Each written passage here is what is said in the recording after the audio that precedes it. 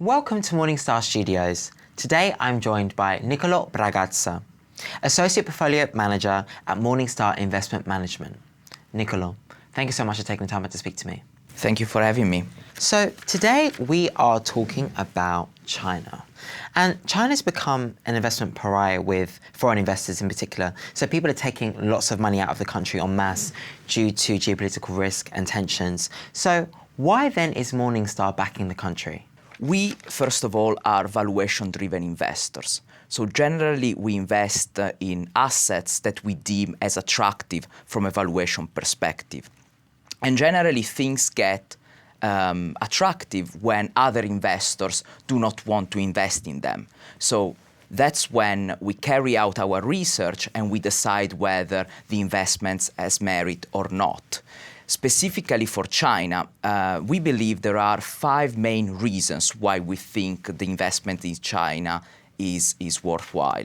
The first is, so profit margins are at very low levels in a historical perspective, and we think there is more upside to them over the medium to long term.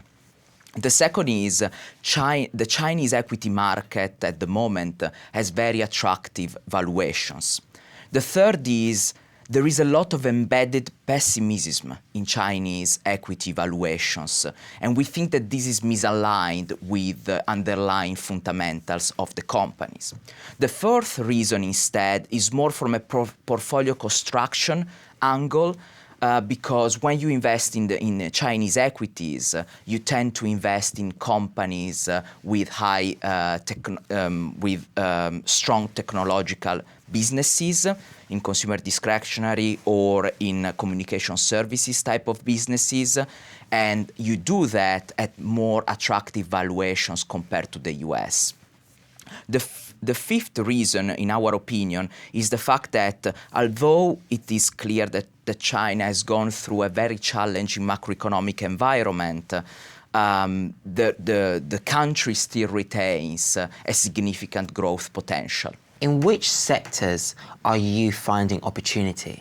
We tend to think that Chinese equities are particularly interesting because of the exposure to communication services names and to consumer discretionary names.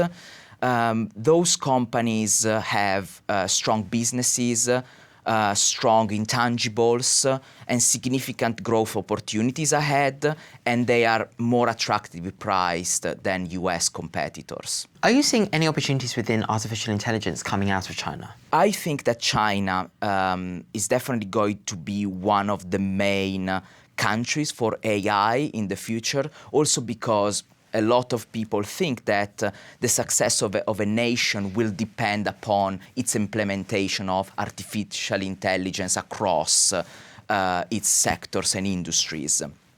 But we think that a lot of hype in AI, in artificial intelligence, has been devoted to tech companies. And maybe those are the winners today of the AI race, but we think it's also important to recognize that it's very difficult to see the winners of tomorrow in the AI race. And this is because AI has very wide ramifications, and many companies, especially in the manufacturing and services sectors, may still are not yet ready to benefit completely from it. The National Bureau of Statistics recently reported that manufacturing and industrial production significantly boosted Chinese GDP. So do you think that China will continue to wear the crown of being the top manufacturer? Or do you think that the effects of geopolitical tensions and nearshoring will knock it off the top spot? There is no doubt that geopolitical tensions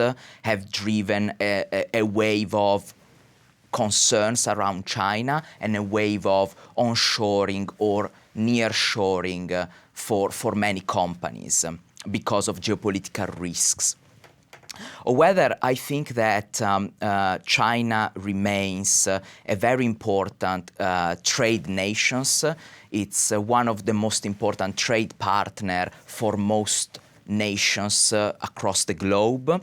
And also we need to acknowledge that generally reorienting and redesigning supply chain is a process that takes a long time and needs significant investment to be pursued. So maybe that's the case, but this is a very long-term process that can take a long time. Plus, I would also say that in some ways this is a natural process for China, because as China has got richer, labor costs have increased, and therefore it has become relatively less competitive to some other countries where labor costs are significantly lower. On to electric vehicles, what do you think about China's growing dominance in the space? Yeah, I think China at the moment is definitely one of the leaders in electric vehicle technologies, and not just in the production of vehicles, but also in battery technology. So that's very important to point out. On the other side, more recently, EV automakers have had a challenging period from a performance perspective, and this is likely to be driven by the fact that in the past these companies have significantly high valuation multiples, and now they have come back a bit and they are more attractive from a valuation standpoint. So that's the main thing for EV in China.